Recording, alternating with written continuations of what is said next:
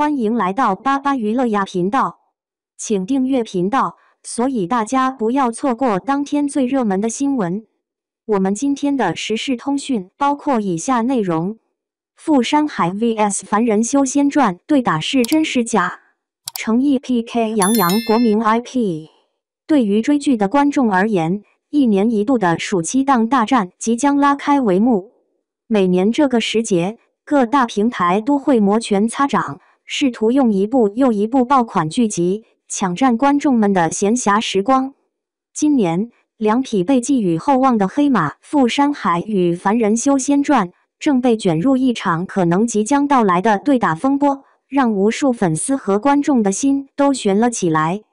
这一切的喧嚣，最初可以追溯到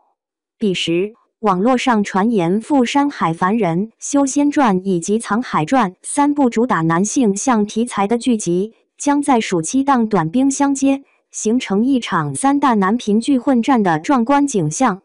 一时间，关于哪部剧能笑到最后的讨论甚嚣尘上。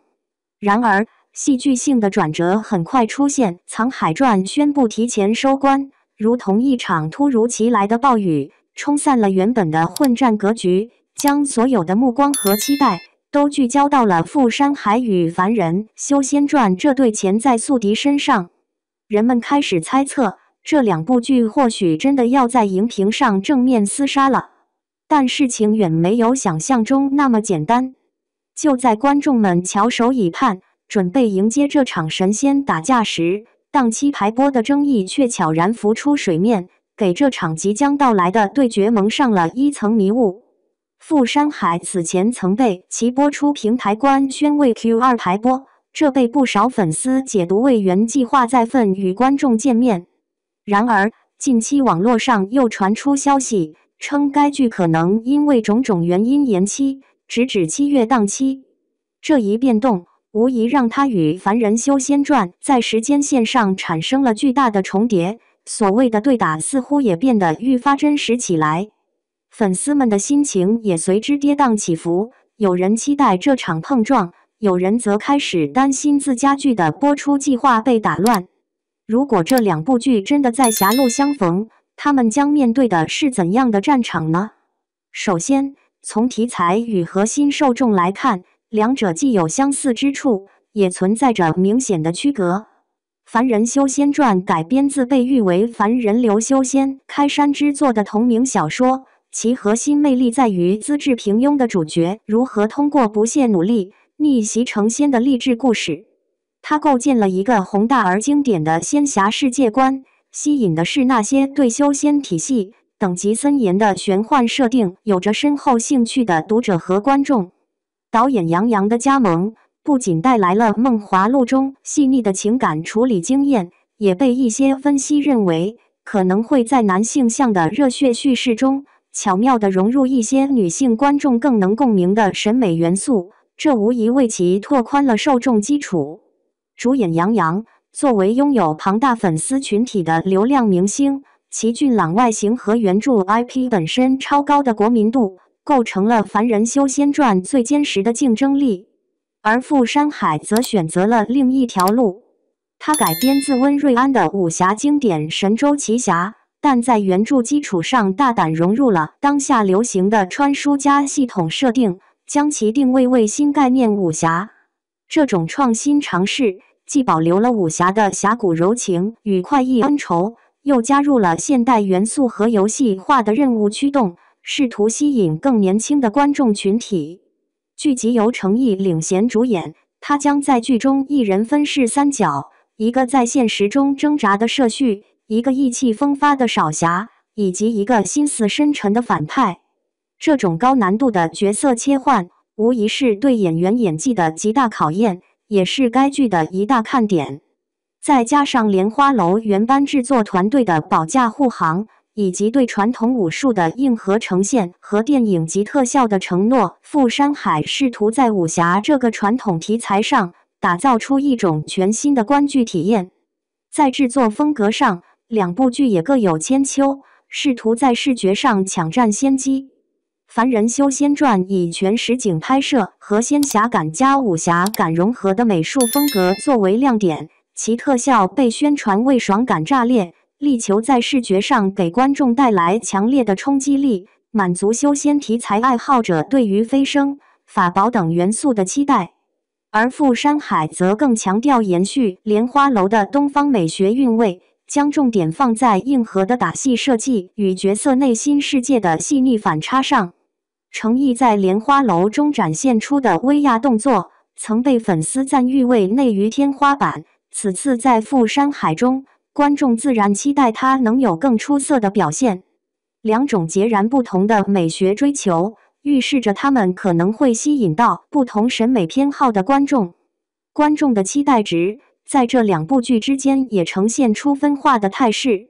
富山海凭借其双平台高达近800万的预约量，多达29个品牌的前期联名，以及粉丝们自发组织的全国百城线下应援活动，展现出了惊人的未播先爆潜力。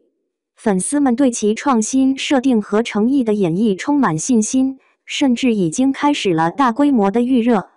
相比之下，《凡人修仙传》则更多地依赖其原著动漫积累的热度和洋洋强大的粉丝基础。对于许多颜控观众和修仙原著粉来说，这部剧本身就具备一个相当稳定的收视基本盘，两者都在努力为自己争取最大的关注度。然而，潜在的竞争风险也如影随形。首先，尽管武侠与仙侠都属于古装题材，但它们的受众重合度其实有限。武侠更侧重人间百态、侠义精神，而仙侠则偏向超凡脱俗、长生不老的幻想。如果两部剧同期播出，他们争夺的更多是泛娱乐用户的有限时间，而非同一批核心观众。其次，口碑风险同样不容忽视。富山海面临着女2号李凯欣过往辱华争议可能带来的影响，剧组是否需要对其进行 AI 换脸或删减戏份，都可能在播出前成为舆论焦点，甚至引发部分观众的不满。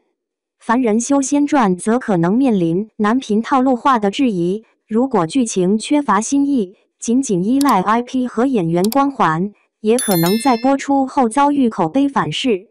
更值得玩味的是，对打的真实性本身也存疑。截至目前，两部剧均未正式官宣定档信息，网络上流传的各种消息大多来源于娱乐博主的分析和粉丝之间的热烈讨论。有观点认为，所谓的对打更像是一种营销手段，旨在通过制造话题，为剧集提前预热，吊足观众的胃口。也有粉丝理智的呼吁，希望平台能够尊重此前可能的排播承诺，避免因为无谓的对打而消耗掉观众积累起来的信任和期待。粉丝之间的态度也呈现出两极分化的状态。富山海的粉丝强调该剧在设定上的创新性，以及诚意作为扛剧 X 的稳定表现，他们迫切希望平台能够尽快定档，让期待已久的作品早日与观众见面。而凡人修仙传的支持者们则更聚焦于杨洋的转型尝试和剧集本身的特效水准，他们相信作品会说话，期待通过过硬的质量来赢得市场。当然，也有不少中立观众表示，无论是否对打，他们都乐于看到更多优秀的古装剧涌现，期待市场能够百花齐放，让观众有更多选择。富山海与凡人修仙传的这场对打传闻，本质上折射出的是暑期档男频剧市场竞争的白热化。这两部剧若真的在7月同期播出，或许将上演一场武侠创新 vs 仙侠 IP、流量转型 vs 国民度延续的差异化对决。他们各自的优势和风险都将成为影响最终胜负的关键因素。但无论结果如何，这场潜在的碰撞，其真正的意义或许并不仅仅在于分出高下。观众的选择将直接作用于古装剧市场的未来走向。在争议与风险并存的背景下，或许共赢而非对打，才是这个行业更值得期待的结局。毕竟，最终能留在观众心中的，永远是那些用心打磨、真正触动人心的好作品。